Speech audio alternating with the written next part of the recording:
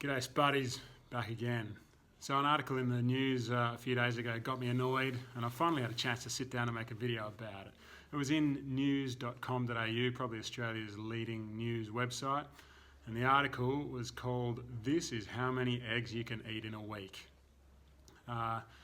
Warning bells sound pretty soon after opening this article because there's no author. It doesn't actually list an author. I would have thought if you were a journalist writing articles in Australia's biggest news website, you would want to put your name next to the articles that you write, I would assume. Well, personally, if I wrote this article, I wouldn't want to put my name next to it.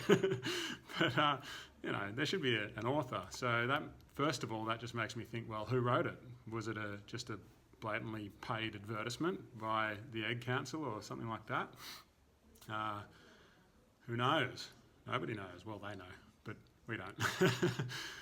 Anyway, so let's have a look through the article. It goes through the article. I've got some notes here that I'm going to be looking at. Normally I don't use notes on these videos, but here we are. So the first quote, this is how many eggs you can eat in a week. Apparently 12 is the answer, because it says here, and in good news for lovers of a frittata or scramble, the American Journal of Clinical Nutrition found 12 eggs, basically. Let's go on. Next, the researchers found that weight loss was similar over a year for people on a low egg, 2 eggs a week, and a high egg, 12 eggs a week diet. So they found no differences for a weight loss in a year on diets between one group ate 2 eggs a week and the other ate 12 eggs a week, and there was no difference in weight loss. What else? They discovered that even participants with type 2 diabetes did not suffer adverse effects from eating a diet high in eggs, such as inflammation, cardiometabolic risk levels, or raised glucose levels. All right, again, comparing 2 eggs a week with 12 eggs a week. It has prompted a call for a review of the National Heart Foundation guidelines, which recommend just 6 eggs a week. By the Egg Council. Of course the Egg Council wants a review. Who's calling for the review? The Egg Council. Of course they want a review. They want people to eat more eggs. They don't, yeah. Who's calling for the review? Sounds dramatic, but the Egg Council would call for a review every day of the week. No matter how many eggs were recommended, they would want a review and they would want more. Let's not dramatise this. All right, so first thing I thought I'd do was to look at the study they referenced. To write this article. So the first thing to look at when I look at an article is, was it industry funded? You can look at the link below, by the way, if you want to find the article that I'm talking about or the study that I'm talking about as well. I'll put a link in the description, so check it out. All right, so the first thing to look at is who funded the study. Now, in this, you got to pay $45 US or something like that to get access to the full study. I don't have that, so I'm just going to go by the summary. And in the summary, it doesn't actually say who funded the study. I would be happy to take a punt that it had some egg funding in it somewhere, but I haven't got proof of that. But I think it's pretty safe to say there would be some egg funding in there. Just because of how the study's designed. Now, the reason we want to know where the funding comes from is just so that we get a clue of where our biases might be, and so it can help us look at what the design of the study is and understand how it's all put together. We don't really need that in this because it's pretty obvious. We need to just look at the study design. First of all, that's the second thing. Second of all, after we've figured out where the funding comes from, we look at the design. So the design here in this summary, participants with pre-diabetes were prescribed a 3-month daily energy restriction, so a weight loss diet, a calorie starvation diet, and macronutrient match. Now this is important. So what they did was they split them into 2 groups. Again, one to eat 2 eggs a week, one to eat 12 eggs a week, but they were macronutrient matched. All right, meaning that if the participants were eating fewer eggs a week, that means they would be getting less protein and less fat. So if they want to have macronutrient matched diets, then the people eating fewer eggs would have to eat other foods that are higher in protein and higher in fats to make up for it. They might eat more bacon and chicken and other kinds of meat or butter or things like that to make sure their macronutrients are matched. Now that's a very important point because in effect, what they're doing is replacing eggs, which are bad, with other foods that are bad. So that's really important. They're not replacing eggs with oats or eggs with potatoes or eggs with bananas. They're replacing eggs with again, I haven't got access to the full design, but in order to macronutrient match them, they would have to have used foods with similar macronutrient breakdowns, which means they're also unhealthy foods. So that's the design.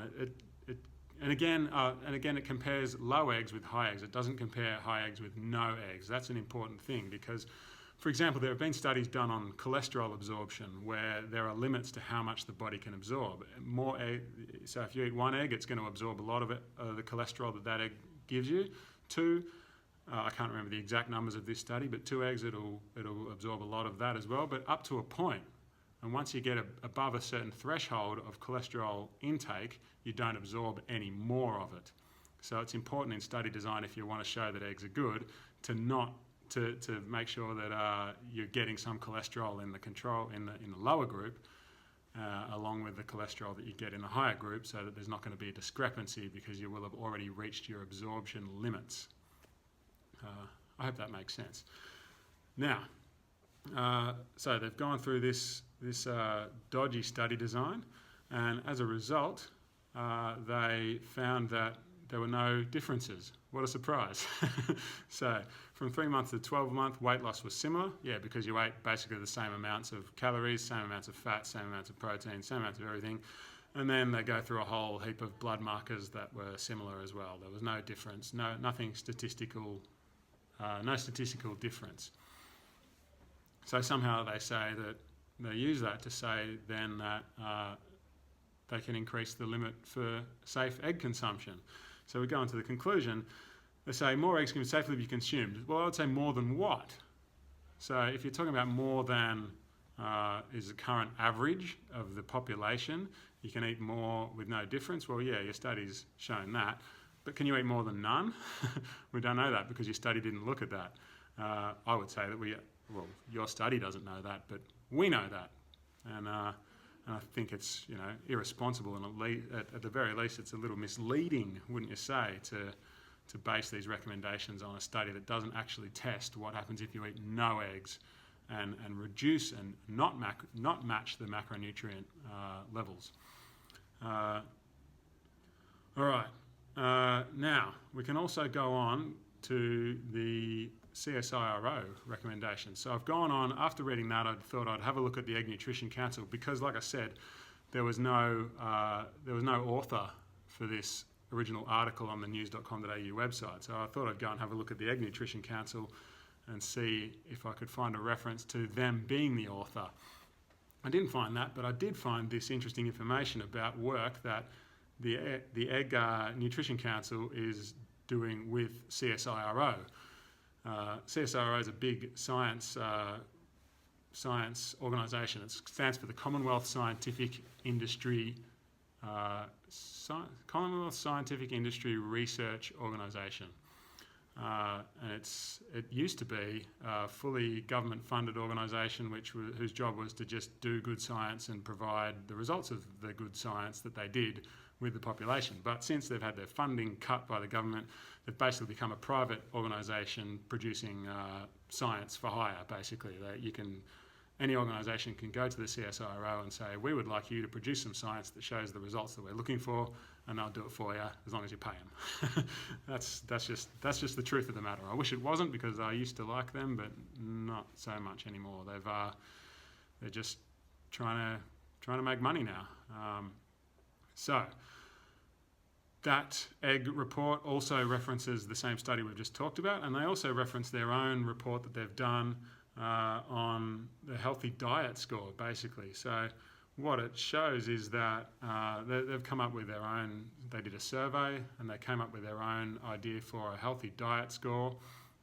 And so they survey the population and give a score to a diet. So a banana, for example, a banana might be worth 1 point, and a potato might be worth 2 points, and who knows.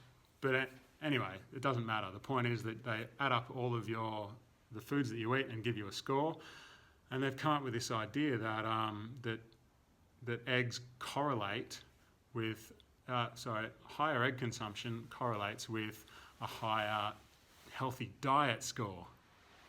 All right, so here's the quote here. Australians that consume a high number of eggs reported the highest overall diet quality, meaning their diets are most compliant with the dietary guidelines. All right, then you can read down and see people who consume a high number of eggs eat more vegetables and less discretionary foods than those that eat fewer eggs. Okay, so it's not, they would want us to believe that, they would want to use language that would skew our thoughts to think that the higher diet score is as a result of eating more eggs. That's what they want people to think. Well, the reality is that it seems to be a link between people who eat more eggs also tend to eat more fruit and vegetables, basically. And the diet score is higher because of the higher fruit and vegetable consumption, not because of the higher egg consumption. I think that's really important to make that distinction, which they do actually spell it out in their report. But who's going to go and read this report? They're just going to see the headline and say, yeah, healthy diet score, woo, and move on. That's what they're hoping for. So this is just some of the tricks that industry uses to try to change the way we think and try to put pressure on the public and also the government to try to change the way they make their recommendations. All right, so I guess that's pretty much it. That's, they put out these sort of studies and these articles and they try to change people's opinions and perceptions, and by and large it seems to work because people tend to think that eggs are a health food when they're not, and even the studies that the industry themselves produce and the reports that the industry themselves produce even have lines in them to show that they know what they're doing is not being 100% legit. They're trying to fool us, and they're trying to I don't want to say fool, but yeah, that's what it is. They're trying to trick us into eating more eggs. Even go down to the summary of their report. Again, all the links to everything I'm looking at are going to be in the description below, but you can go down to the summary and see, and right down the end of the CSIRO report, there's this line: our results suggest that their inclusion, the eggs inclusion, in the diet is associated with a higher quality diet, in particular higher consumption of vegetables and lower consumption of discretionary foods, like we talked about. So yeah, it's pretty simple stuff, and it's a really disappointing article on news.com.au, and it's I think I'm going to conclude that it's a paid ad, and yeah, I just wish people had more access to the actual right information rather than trying to be fed industry ads through the news. And I hope that videos like this can help people to understand the science a little bit better and help people to understand the tricks and strategies that industry use to try to get you to make bad choices. All right, that's it from me. Click the links in the description below, like and share and subscribe and comment, and yeah, don't eat more eggs. It's a bad idea. Spud up.